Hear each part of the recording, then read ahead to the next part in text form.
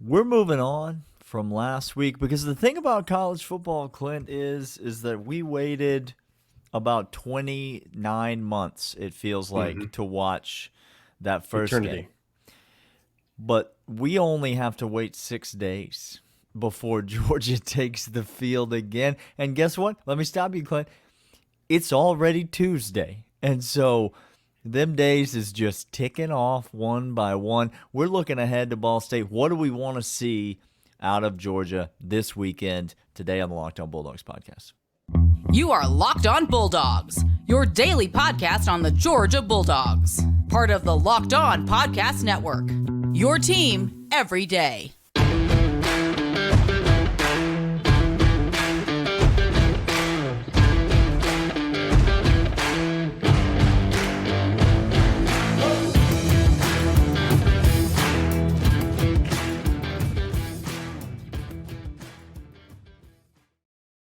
Welcome back. This is Locked On Bulldogs. We're on the Locked On Podcast Network, your team every single day. Today's episode is brought to you by Birddogs. More on them in a moment. Daniel, we're going to say a quick hi to the 199 right at the beginning. Just got to get it out there.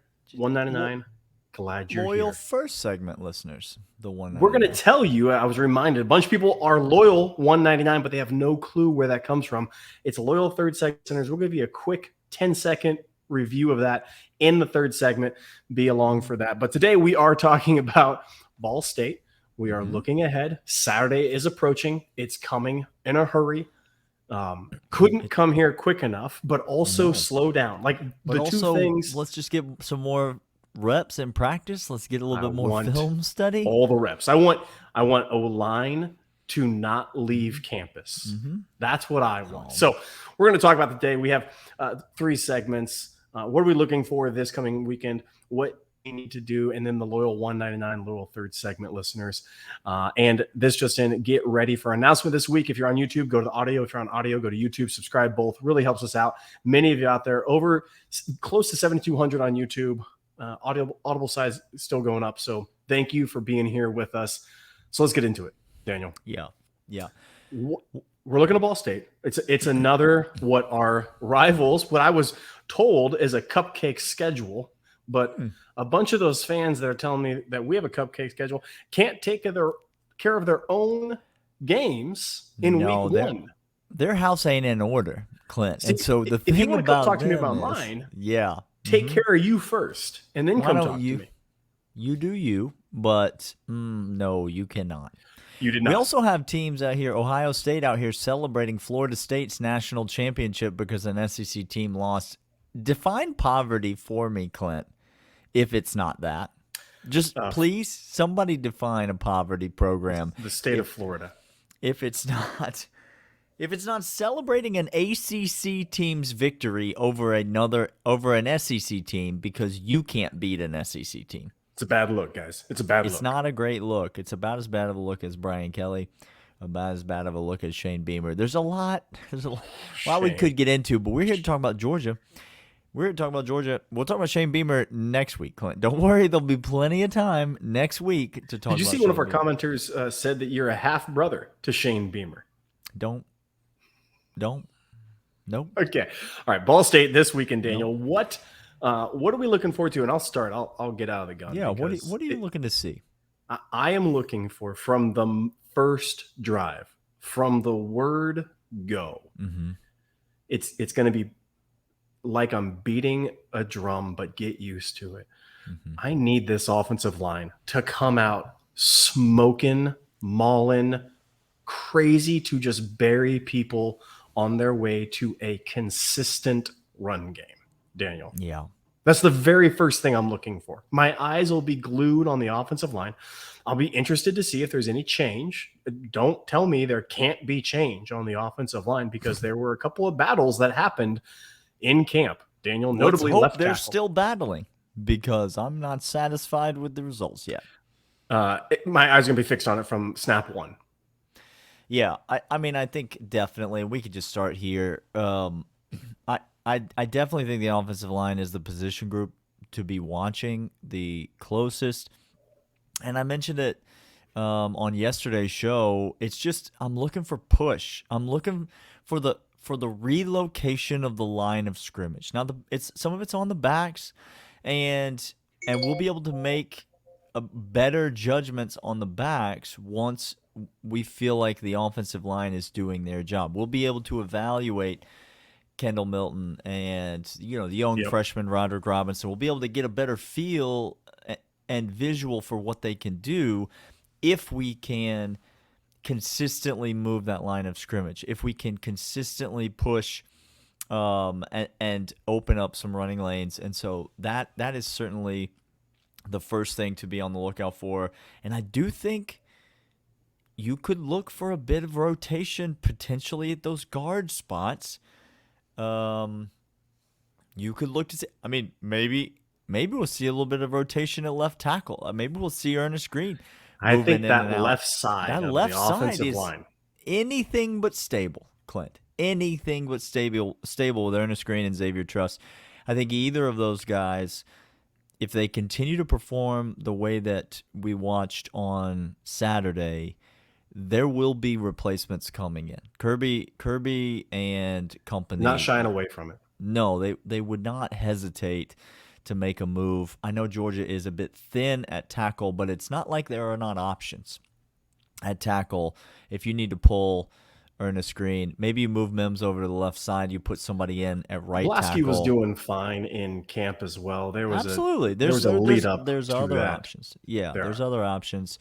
And so, do we see guys like Michael Morris move in, get some reps at that guard spot, running with the ones?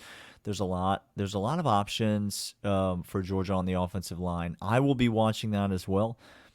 It's going to be very interesting to see if there are any of those changes, and if I don't expect anything different schematically. It's just we just need to see the execution. We need to see the push. I've got something else I'll be looking for on the defensive side of the ball, but first want to let you all know about these. And these are, in fact, Birddogs. Daniel, remember the day in which you said to yourself, I don't like shorts with liners in them. I'm too good for them. I'm better than people who wear shorts with liners. And I don't want to be comfortable, have sweat wicking material, light, comfortable, and cozy shorts on when I'm doing work, when I'm swimming, working out, or lounging. You remember those days? It's almost as if someone were to say, I prefer chafing. Like, that's what I want. Like, that's I want desirable. Uncomfortable regions where I don't want to be uncomfortable. If that's you, this ad read has nothing for you. It has nothing for you. But if you're a sensible human being and you like the most comfortable shorts, joggers, I got a pair of these Birddog joggers, Clint, and let me just tell you, for the fall, they are absolutely fantastic. Birddogs, we never take them off. We absolutely love them. They're great for the gym. They're great for going on a walk. They're great for, sitting around your home office. They're great for taking the kids to the pool. Like, anything that you're doing, Birddogs has got you covered. Birddogs.com/lockedoncollege. You get a water bottle. Locked On College, you get a free water bottle with every purchase, Clint. You buy some amazing shorts, they send you a water bottle. Birddogs.com/lockedoncollege. Use the code lockedoncollege. Birddogs, incredibly comfortable, and we love them, and you will too.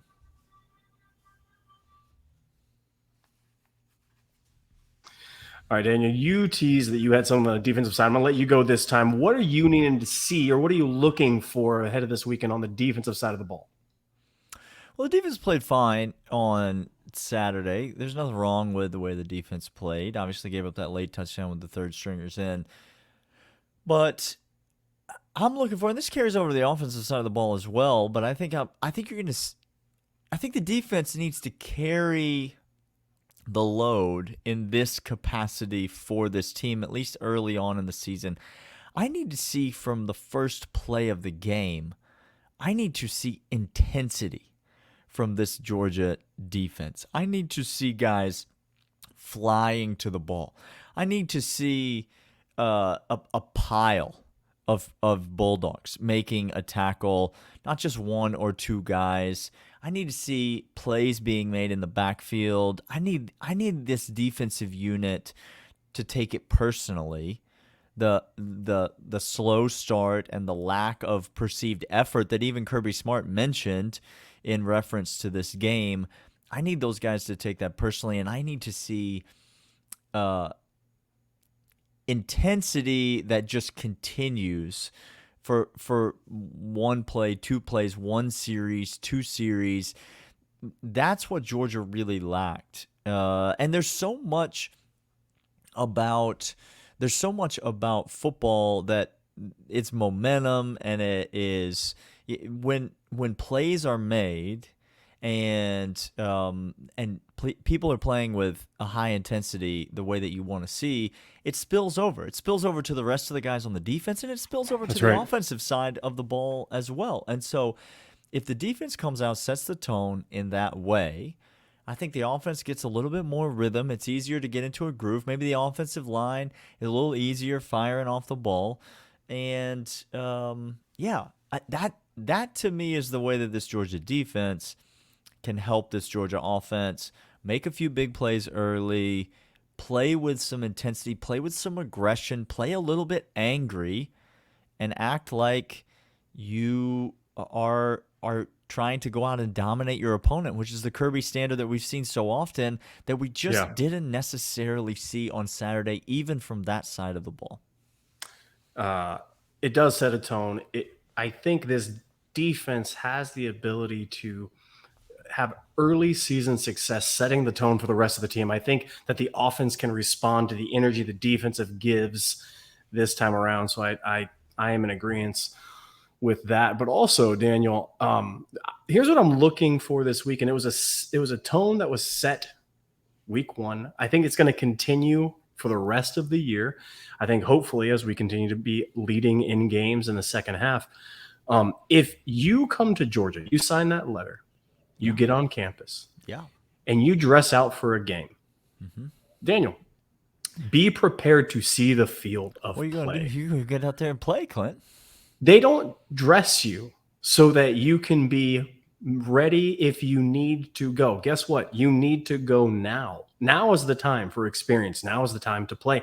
Now is the time to get reps. We talked about this before the season. We anticipated that Carson Beck was going to get pulled in the third quarter, and he was. We anticipated a large rotation of players.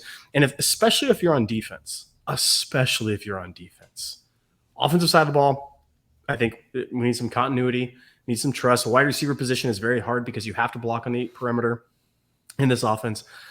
But we saw a number of cats that if you're first time on to SEC play, it might be Ball State, might continue, might see those snap counts get up. And this just be looking for a lot of recruits to notice this as well, Daniel. Oh, they'll notice it because they'll be told about it directly. Like they will be told, hey, why don't you notice this? Why don't you notice that we're not bringing you into Georgia so that we can hide you in a red shirt. We're not bringing you into Georgia so that you can carry a clipboard and watch film all Competition is key at Georgia, and that's how we succeed is we have competition, which is why, again, I think we could see a change at offensive line, and I think we could continue to see that on defense. So that is what I'm excited to. I'm going to switch over to what I need to see from this defense. Just because I enjoy it, Daniel, I need to see Ball State in 3rd and 10 at least 5 times this game so that I can salivate watching that foursome come together in more continuity. Michael Williams, already a sack on the year. And if I was to tell you, hey, position player wise, he was coming off the edge with that sack, right? Yeah, right up the gut. I need to see Ball State getting that because I think it is going to pay large dividends as the season goes on. I think we're going to have teams in that situation a lot. And if we are able to see that defensive game plan, it's going to just make me more and more excited and more convinced that this defense will be historic. Yeah, I think it's things like this on the defense side of the ball. It can be easy to kind of fall into this, like Ball State's not going to be able to move the ball against Georgia. Ball State might sniff out 6-7 points in this game, same way, same way that UT Martin was able to last week. But the defense is not going to have any problem with Ball State, and therefore Georgia's not going to struggle in this game, no matter what happens on the offensive side of the ball. But there are still really critical things that you need to be watching for on the defensive side of the football, critical things that are going to pay dividends, as you said, next week against South Carolina. And on and on and on down the season, Kentucky, Auburn, Ole Miss, Tennessee, games like this, it's important for Georgia to get reps to those guys. It's important for Georgia to work out those third down blitz packages. It's important for Georgia to play with a high intensity. We've got more that we're going to share with you. Yep. More about what we are looking forward to watching this weekend on the field versus Ball State. And we will talk to you all about it right after these. And these are FanDuel. FanDuel.com/lockedon is the place you need to go. Daniel and I broke even this weekend. I'm still down 2 in the loss column for the locks. We got lots of games. I'm learning a great deal of information. We're you are too, taking Daniel. in information. Data is being collected all weekend long. We had data sets. Turns out Brian Kelly LSU wants to be us, isn't us, can't be us, and their defensive back room is depleted and disgusting. That's what we found out about LSU. So come back and check in on me about the West showdown, because I have different thoughts now. There's no showdown. There's no showdown being had. Not a showdown. Locked On official sports book is FanDuel. Get over there right now. FanDuel.com/lockedon. You put $5 in on a bet your very first time, you get $200 in bonus bets back. Yeah, that's bonus bets back to your account with the first $5 wager that you place on FanDuel.com/lockedon. Terms and conditions apply. Make every moment more with FanDuel, the official sports book of Locked On Bulldogs and Locked On podcasts everywhere. FanDuel.com/lockedon.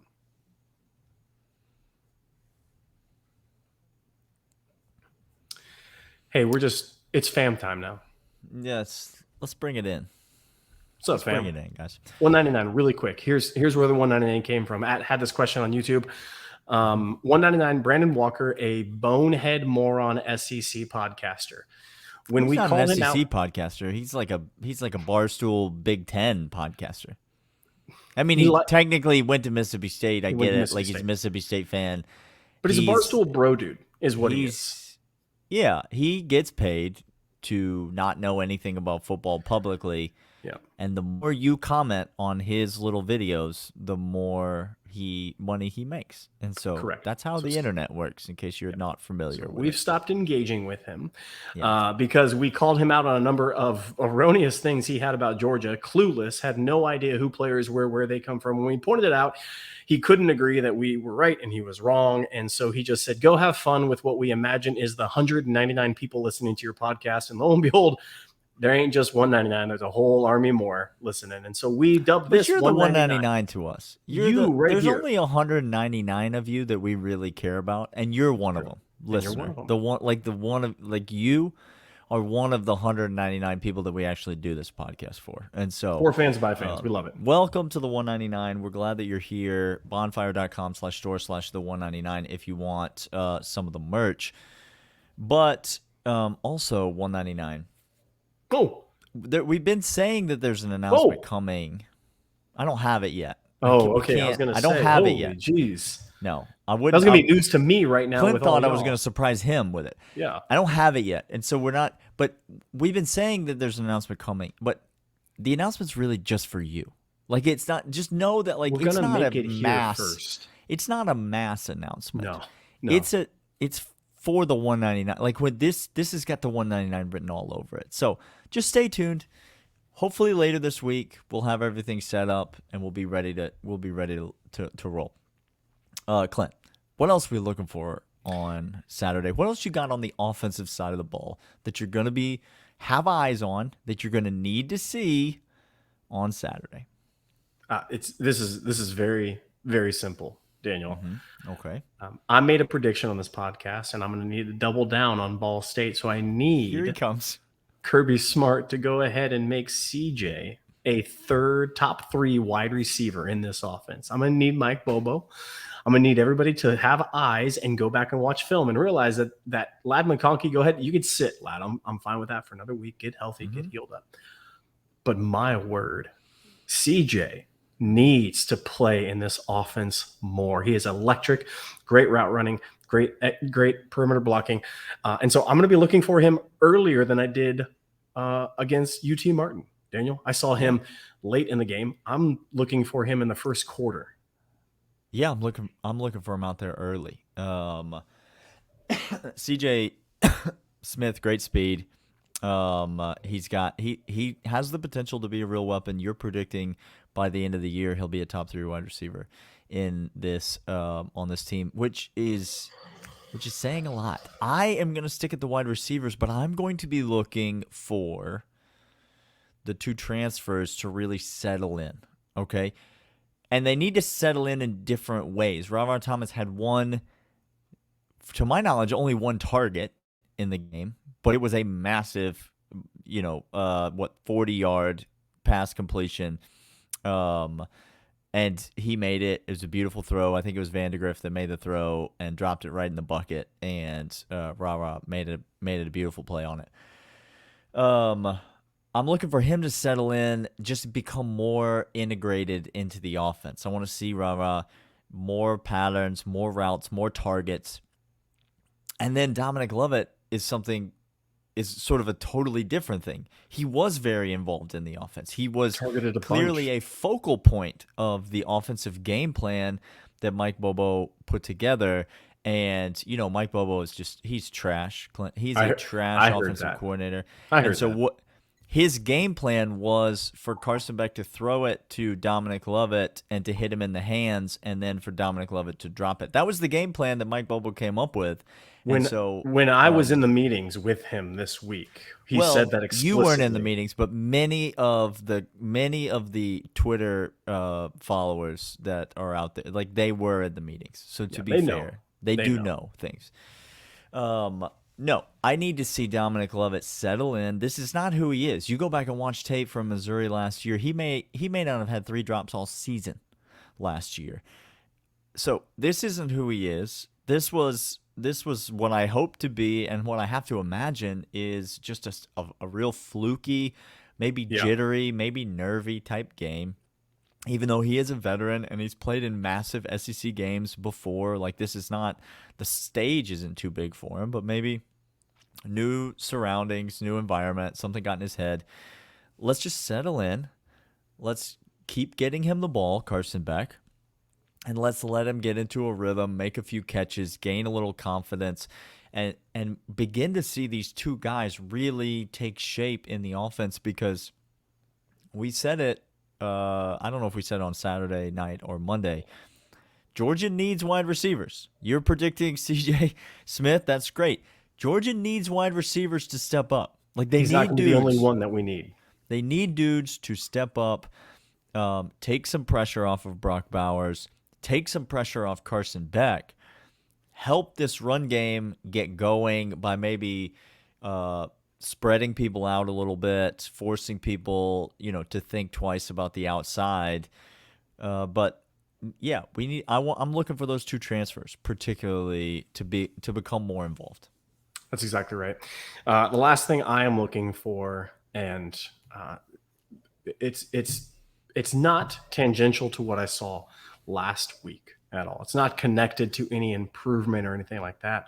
This is something that we've needed to see for some time, and I hope that I see it this week, because as we go into the SEC play in 3rd week, I just need to see a healthy Dejon Edwards. Now is the time where I want to see. It's now, huh?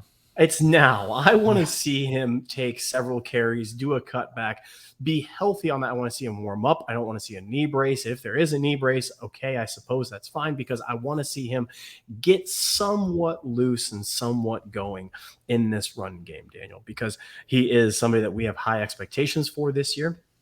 We anticipated him leading the running back room a great deal once we heard about Kendall Milton's hamstring injury, and Kendall looked to be somewhat healthy enough to go out there and give it a go and behind a shaky offensive line. But I think Dejon Edwards might actually solidify a couple of our woes on the offensive line, because he can make up for the discrepancy in the block scheme with his savvy run ability. So I would like to see Dejon Edwards healthy, get 5 yards a carry for 4 carries. If that was the case on the first quarter, if I saw him take it for 5 yards a carry, 20 yards, and a couple of drives, I would feel a lot better heading into week 3. We'd all feel just a lightness about us. There would be. There's it's just an interesting dynamic in this backfield this year. It's going to be an interesting ongoing story to watch. Obviously, Branson Robinson goes down, and I think you and I both agreed probably maybe the biggest upside of anybody in that running back room. Not necessarily the highest floor of anybody in the room, but the highest ceiling maybe, the biggest upside. And so now, if you're in this running back room, I think any one of these guys can have a big day. But I'm not sure any of these guys have a monster big season, big ceiling in terms of like a massive season. I think it's going to need to be, a little bit from this guy 1 week, a little bit from this guy on another week. Maybe it's, Roderick Robinson 1 week, and he gets a lather going, and he starts running downhill, and he hits a hole with that big frame and gets that, gets the north and south running. Maybe it's Kendall Milton, the veteran. Maybe it's Dejon Edwards, who's kind of the maybe the more all around back. We'll see, but I think it's going to need to come from a lot of different places. But to your point, you need everybody available. If that's the situation in the running back room, we can't be having only 1 or 2 of these guys available each week, because, the guy that's out, goes without saying, could be the guy that we need that day to get things going. And so need all hands on deck in the running back room. So Dejon Edwards, come on back. What you need is come back tomorrow, where we're talking about the Bulldogs all week long, all year long. Your team every single day, Locked On Bulldogs, part of Locked On Podcast Network, and we will see you all tomorrow. See ya.